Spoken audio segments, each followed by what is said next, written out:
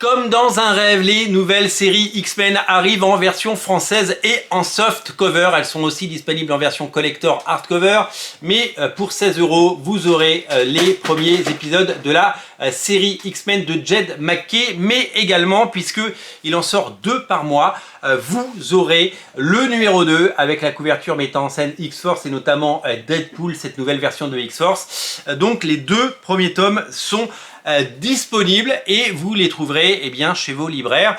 On leur souhaite d'avoir le même succès que l'ère Krakoa. Vous le savez, l'ère Krakoa, ça a été un formidable succès. On en a parlé récemment sur Radio Comics. 400 000 exemplaires vendus pour les 100 soft covers sortis. Est-ce que ce relaunch va avoir le même impact, le même écho et surtout le même succès?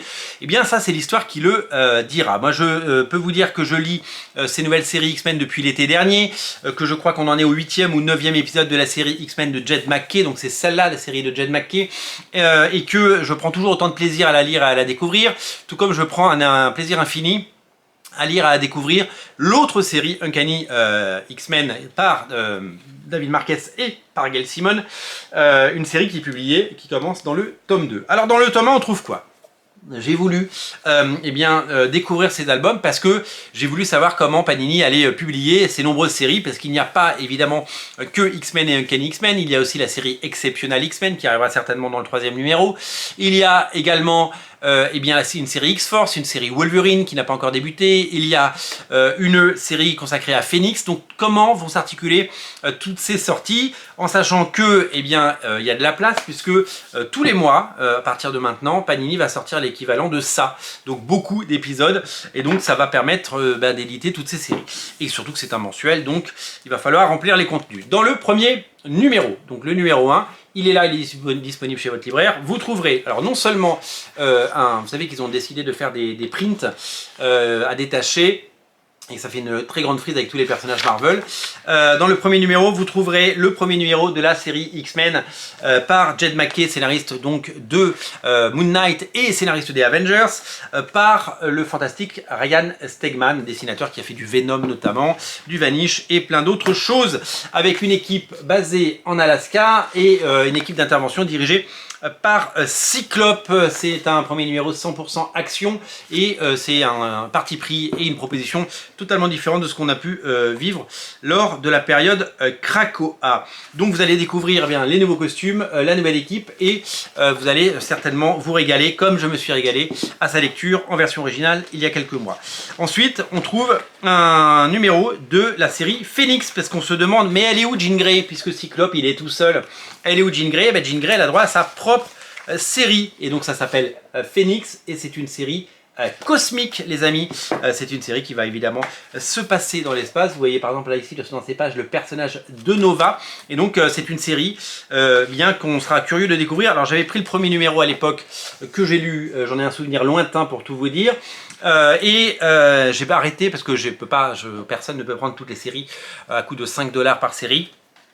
Donc je n'ai pas poursuivi, donc si la lecture se poursuit pour ce Phoenix, je serai absolument ravi de découvrir cela. Aux manettes, c'est Stephanie Phillips qui fait le scénario et c'est Alessandro Miracolo qui dessine. Ils font partie de la nouvelle génération de dessinateurs qui bien sûr font plaisir et qui nous régalent. Au niveau du reste du contenu, j'ai été assez étonné puisque on n'a pas les autres séries X-Men dans ce premier numéro, mais on a une série qui s'est intercalée entre Krakoa et From the Ashes, cette nouvelle ère des X-Men qui s'appelle From the Ashes en anglais. Donc ils ont publié une mini-série en 4 parties qui s'appelle L'Héritier, Heir of Apocalypse. Et donc les 4 numéros de cette mini-série sont publiés. Donc ça c'est plutôt intéressant. Souvenez-vous quand Urban sortait des albums encore en soft cover comme ça, souvent on avait 2-3 numéros de Batman et puis après on avait une mini-série complète. Et là on a une mini-série complète sur le même modèle. C'est Steve Fox avec un E qui scénarise, et c'est Neto Diaz qui dessine. Neto Diaz qui sera le 2e dessinateur de la série X-Men de Jed MacKay avec Ryan Stegman.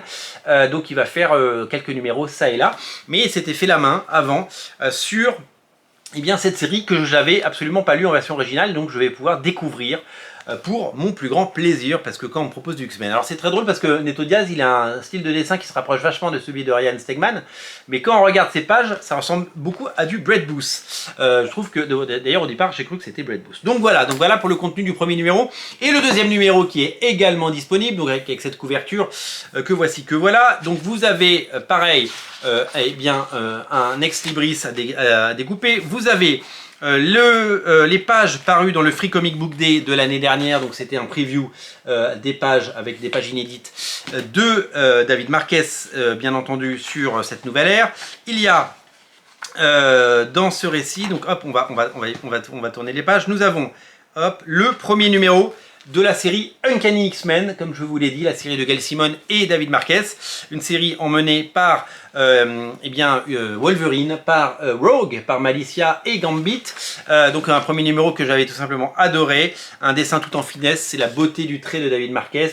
Les deux dessinateurs qu'on a vu naître et grandir chez Marvel, que sont David Marquez et Ryan Stegman, sont enfin sur un grand titre et dessinent les deux titres X-Men principaux. C'est une sorte de promotion et c'est vraiment quelque chose qu'on adore. Graphiquement, c'est vraiment étonnant et époustouflant, vous allez adorer.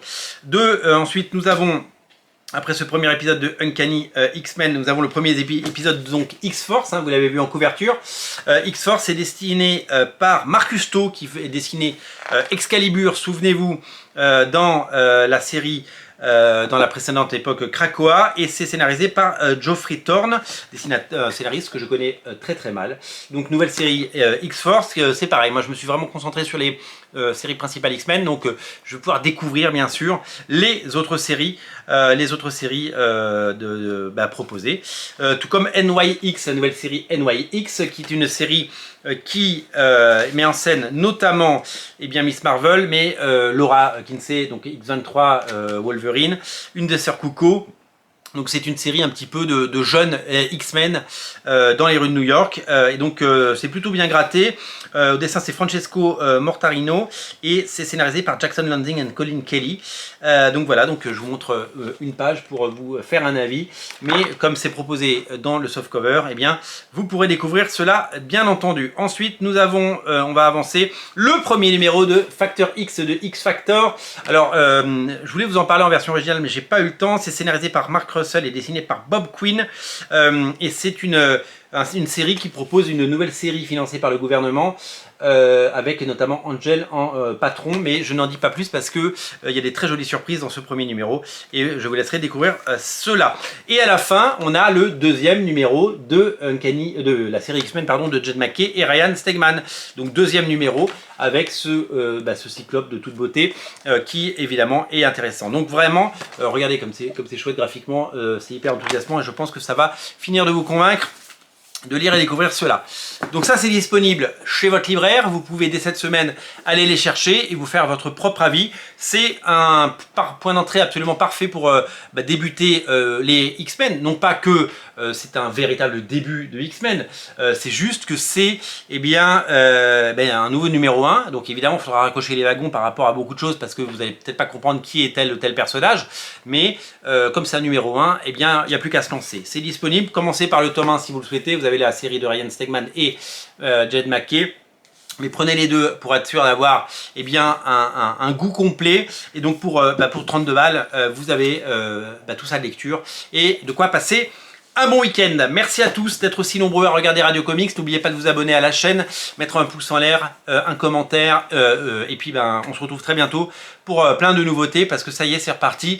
2025 est lancé et en 2025, il y aura beaucoup de comics et on sera là pour vous aider à y voir plus clair et à faire le tri. Merci à tous. Salut.